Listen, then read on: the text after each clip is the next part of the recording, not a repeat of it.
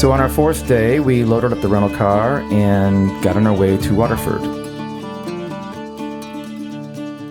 Thursday morning, left Dublin 2 hours ago, just arrived in Waterford. Wasn't a bad drive. Beautiful day again. Really lucking out with the weather.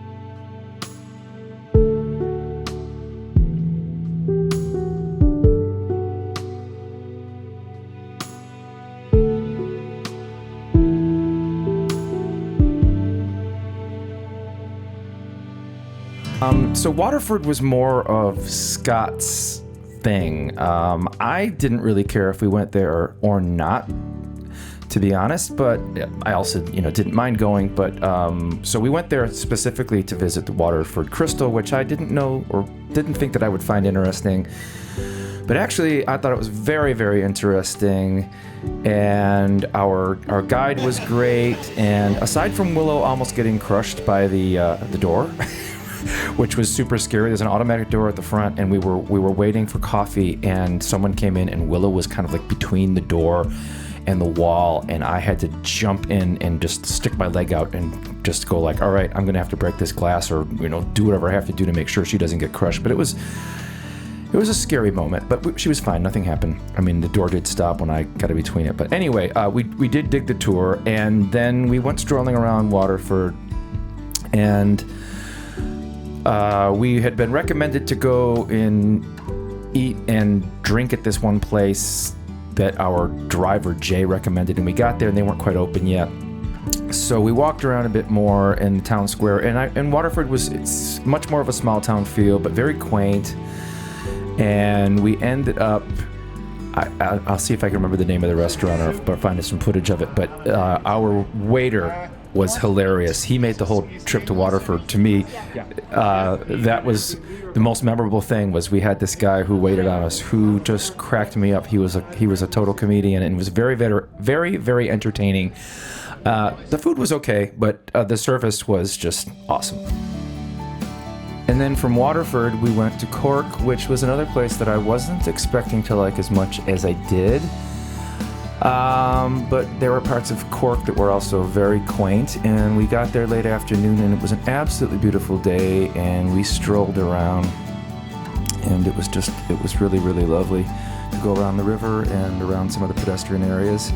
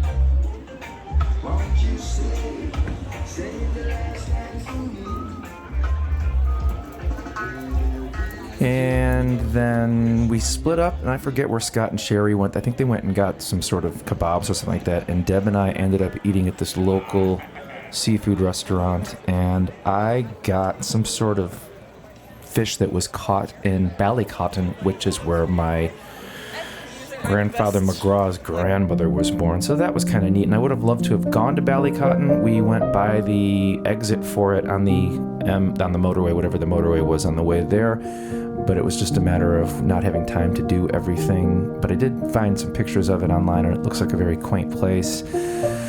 So crazy that I've been to Ireland now 4 times, and I know where my great-great-grandparents were all born, and I've still never been to any of their towns. Anyway, and we got back to the room late, and we stayed at the Moxie, which was a great location. I would recommend staying there. Nice enough place. Room was a little on the smaller side, but it was still pretty nice. And I remember this was the night that Willow couldn't go to sleep. 12:30, 1 o'clock in the morning. We're walking around the River Lee in Cork. Everyone's off their sleep schedule. We've been off our sleep schedule for days. Willow won't go to sleep. We're in a small room. It's hot. They didn't bring us a crib, which I thought would be fine. Like Willow could sleep with us, but she doesn't want to go to sleep. Trying to do the best I can with the situation. Just we're doing laps from bridge to bridge in Cork at 1 in the morning to try and get Willow to fall asleep. This is, life traveling with a toddler.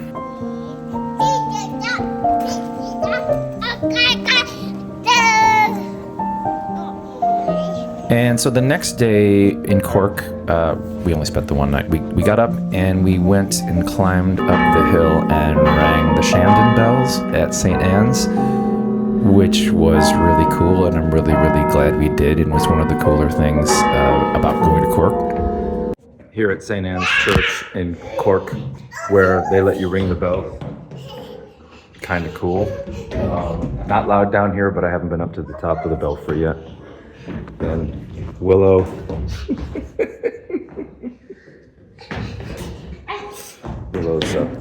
Willow's having fun. And I think that was Deb's research that led us to that. But it was a great view. Absolutely worth doing. That was cool. And that's your view of Cork. On the top of the tower.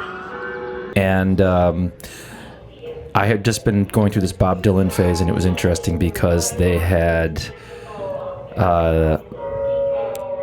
Blowing in the Wind as one of the songs that they told you if you pull these bells in this order, it plays Blowing in the Wind. And I'm just curious because I played it myself. I played Blowing in the Wind on the bells, and then the guy after me played it, and then the person after him played it. It was like, for Bob Dylan having a chip on his shoulder about his not being recognized for his melodies, I thought that was just great.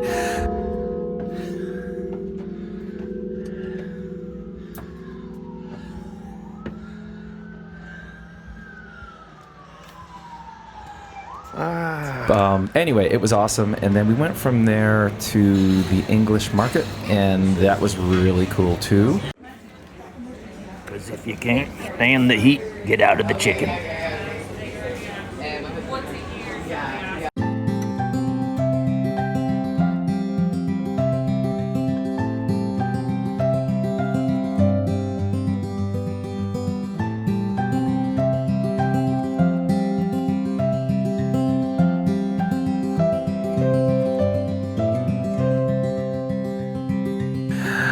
Willow got a little bit out of hand, but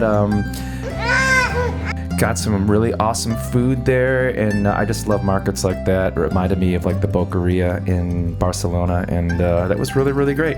So I would go back. Cork was pretty cool. At the English market in Cork, Willow is Willow. I've had some paninis that are really, really tasty, and I have to say that the coffee here in Ireland is just pretty great.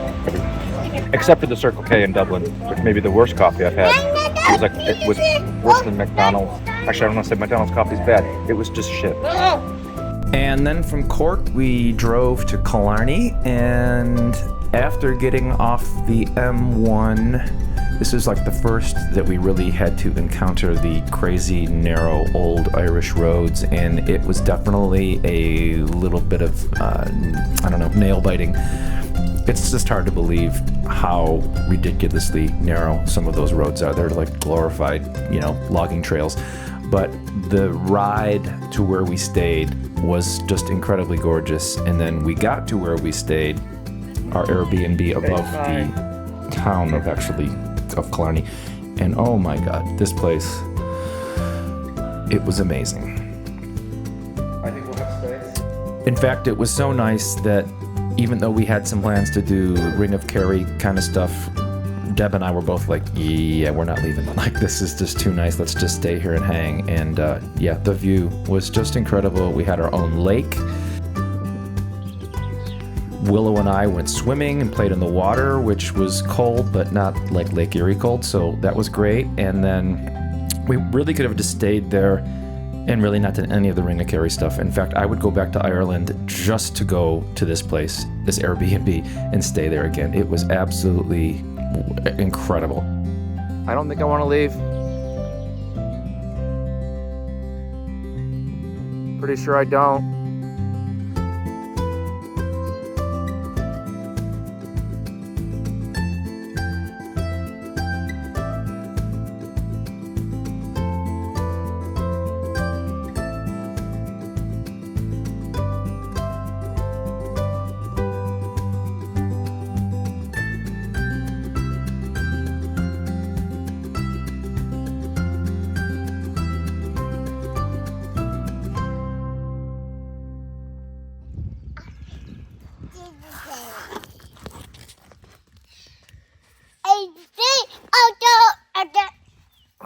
Everything about it I loved. It was just a wonderful accommodations with an amazing view on an amazing piece of property.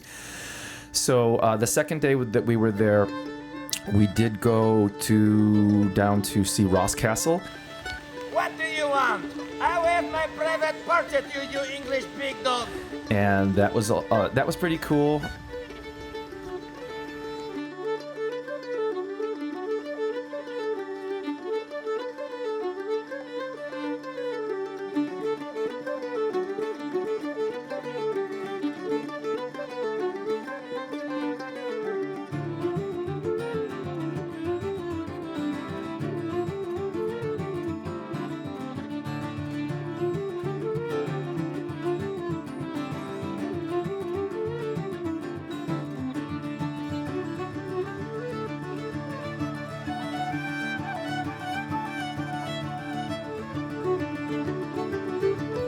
And we did something else that was kind of touristy. Normally, stuff like horseback rides or carriage rides, it's like, oh, that's so touristy. Why would you want to do that? But as we were walking around, we met Donal, there's no D at the end, our driver, who offered to take us around the lake, which is only accessible by bicycle or walking or horse carriage, for like €60 or something like that. And he was hilarious. If she could talk, I'd have no job. And the view was great, and I would absolutely do that again in a heartbeat. And yeah, it was really, really awesome. And it was also nice because it was kind of drizzly and it got us out of the rain a little bit, and Willow loved it. Willow loved the horse. It was a wonderful experience, and yeah, absolutely worth doing. Would highly recommend. We had a wonderful time. Your mother was a hamster and your father smelt of elderberries. And then so after doing the whole Ross Castle and what is the lake? It's Loch Leanne, like in the song Downing of the Day.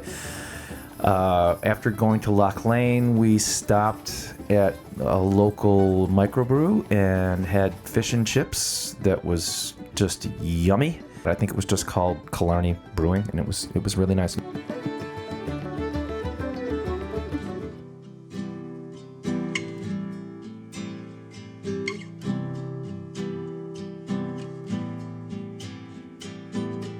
Scrolling on my phone, mind gets caught, lying to myself.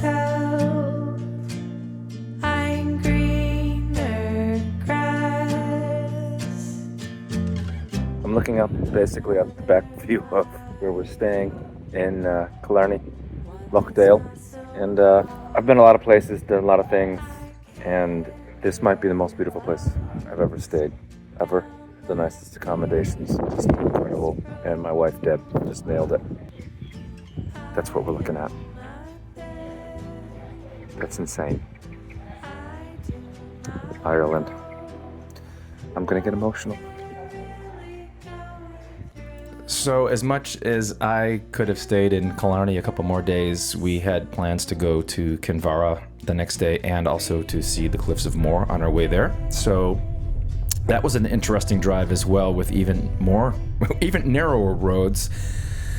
And the way that the locals drive on those roads, it was mind-blowing. And again, on this section of driving, we went really, really super close to where some of my great-grandparents were born. My great-great-grandfather, John Cairn, was born in Kildysart, and when we crossed the Shannon, which also I should remark, looked amazingly, that crossing, looking back at the power plant, looked amazingly like my hometown of Dunkirk, New York.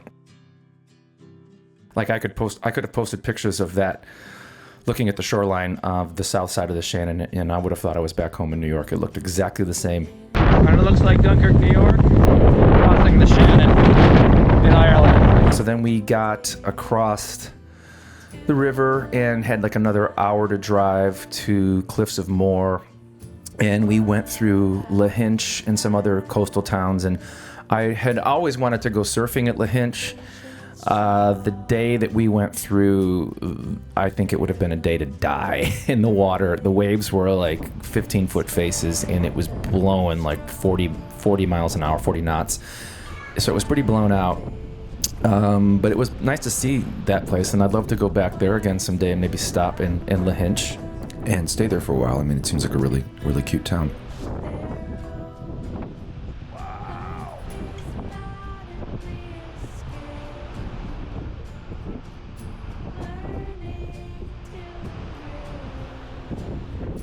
And so finally, after what seemed like an awful lot of driving that day, we did make it to the Cliffs of Moher. And we have diapers.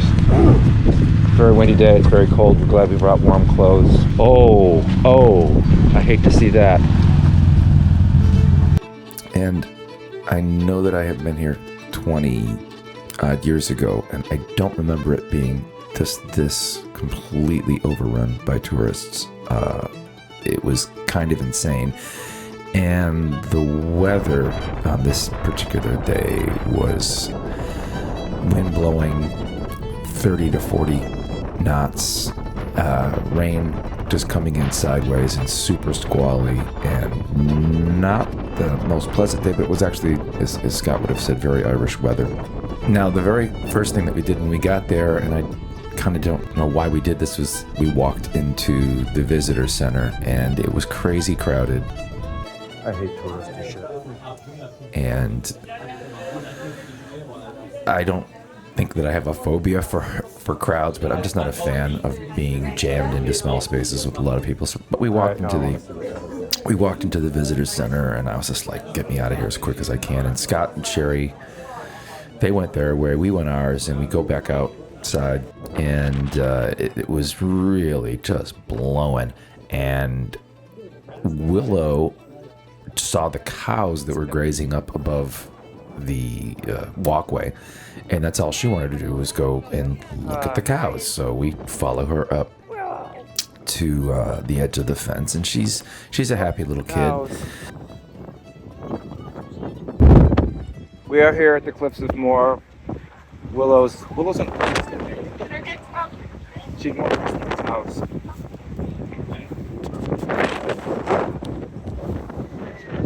There they are. But you did find us a nice spot, Willow. This is a great vantage point. And you know, she's doing her thing. She's good. And then we might have hung out there for like, 10-15 minutes, and it was nice because we had a little bit of space. And then we walked the path going north a little bit, and this squall started to come in, and we decided to just kind of duck back into the welcome center and get a cup of coffee. And as I'm about to pay for the coffee, I realized that my wallet is not in my pocket. I got up and realized that my wallet was missing and frantically went into the car to search for it. Find it there, retraced my steps, did not find it. Had my faith in humanity reaffirmed when I went to the front cashier and someone had turned in my wallet. Thank you, Jesus, because that just would have stressed me out and I made this trip not a whole lot of fun, but I'm very relieved and thankful and grateful, and it's really awesome if we ever return. I go down to the front desk and I say, do you have a lost and found? And the gal's like, we do. She said, what did you lose? And I said, I lost my wallet. And I'm freaking out. And she says, what's your name? And I said, Sean Patrick McGraw. And she pulls my wallet out of her drawer, hands it to me, and she says, that's a lovely Irish name. And I'm like, I can't tell you how much you just made my day, and this restores my faith in humanity. And oh my God, the adrenaline I had going through me. And then we left. So we did not see a whole lot of the Cliffs of Moher, but I know that I went there, 20 odd years ago, and I've seen it before, and I thought I remembered it 20 years ago not being overrun with people, but man, it was this day, and it is beautiful, and love to go back again someday and not lose my wallet. But I would just like to put out there to the universe that whoever it was that did return it, thank you.